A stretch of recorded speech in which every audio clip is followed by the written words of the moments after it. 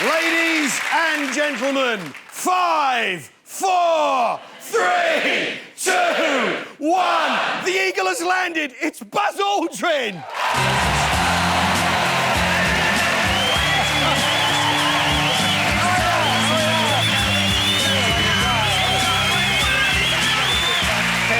you very much. Aren't you gorgeous? Oh, nice. Good to meet you. Buzz, can I get you a space drink, sir? A space drink? What do you got? You love this stuff, don't you? Hey, ooh, look at that. Hey, over here, Andy, over here. Oh, for pity's sake.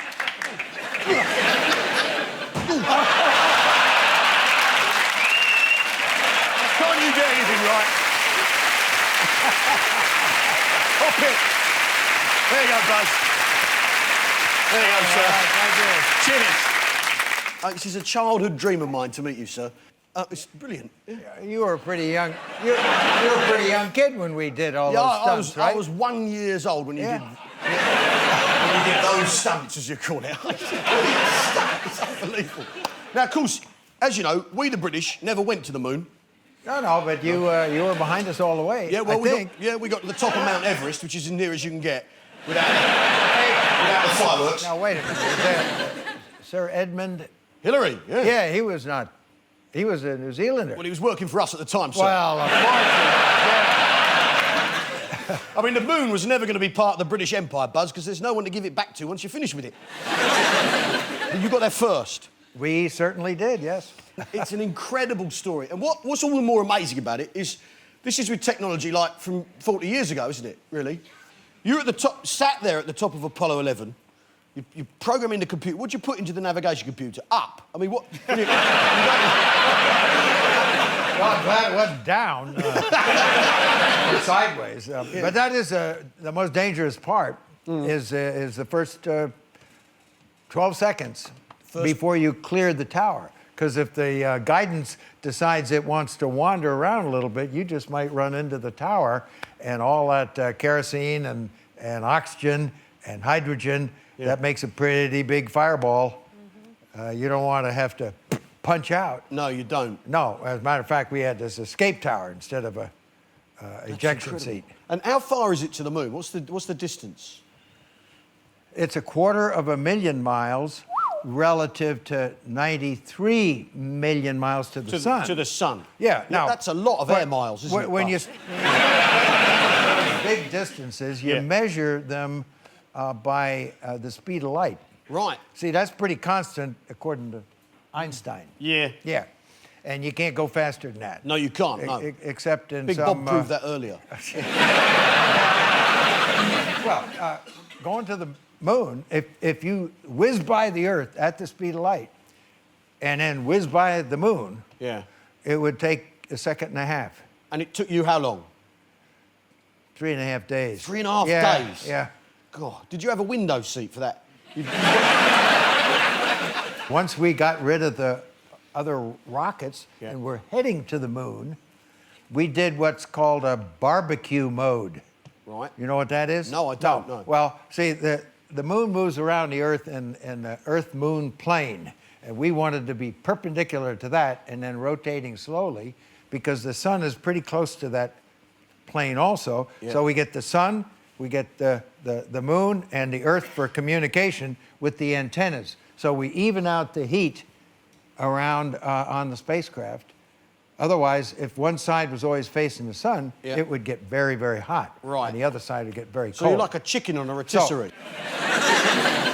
So, we didn't have any wings. No. So, and no feathers. Now, of course, you detach from there's the command module, and off you go like that.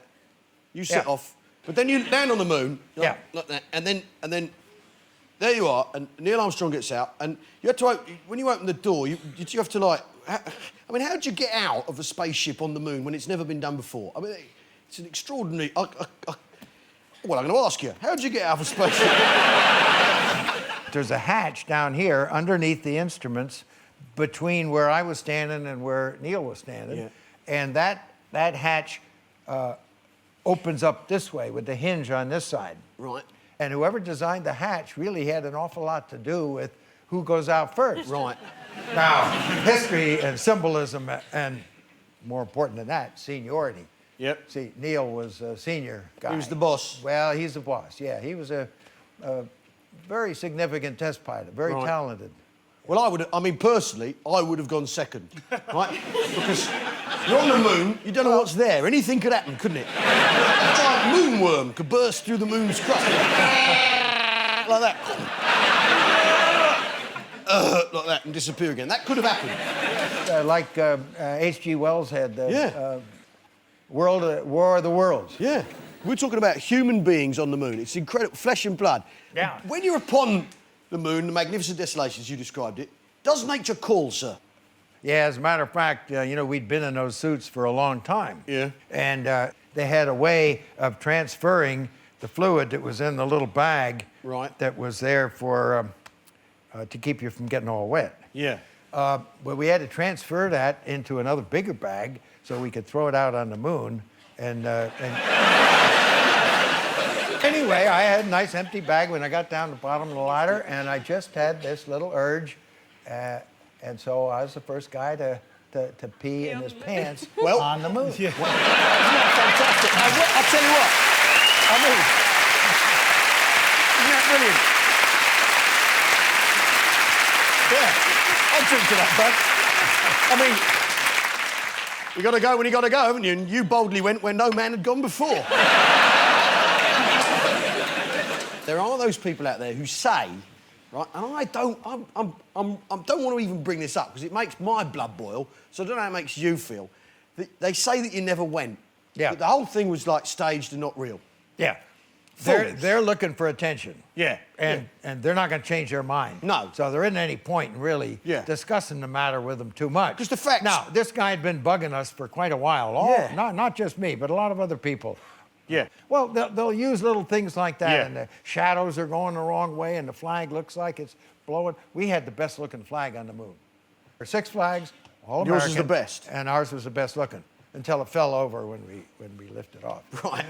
Well, anyway, you know you're not going to make sense with these guys at all. So what did you do about this guy, Buzz? I punked him. You what? How about that? Bless you. That... I'll tell you what, in this pub, what we do, Buzz, when people cross the line, when they go too far, is we shame them, right? Yeah? And that guy's name was Bart Sibrel, wasn't it? Yeah? As I understand it, yeah? Sibrel. We say to Sibrel, Bart Sibrel, shame on you. That's what we say. Shame on you.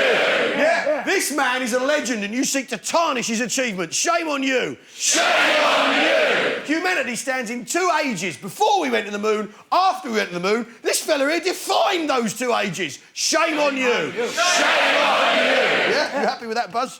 I like this place. Yeah, I like this guy. Now, one last thing. I can't believe it. Buzz Aldrin. One last thing. They say that from the... Well, there's a thing people say about the space programme is that we got the non-stick frying pan as well as going to the moon. Teflon. Yeah, could you sign this for me, please? Non-stick. Yeah, don't sign the non-stick side. Well, you sign that for me? No, this is the non-stick side. Yeah, if you could make it out to the highest bidder, that'd be fantastic. Buzz Aldrin, ladies and gentlemen! Buzz Aldrin! We're going to land on here. Right, all right, good. Now, Buzz Aldrin. A big thank you to my guests, Cock of the Walk, Martin Kemp, Queen of the Catwalk, Jodie Kidd, and Master of the Moonwalk, the legend is Buzz Aldrin. Whoa.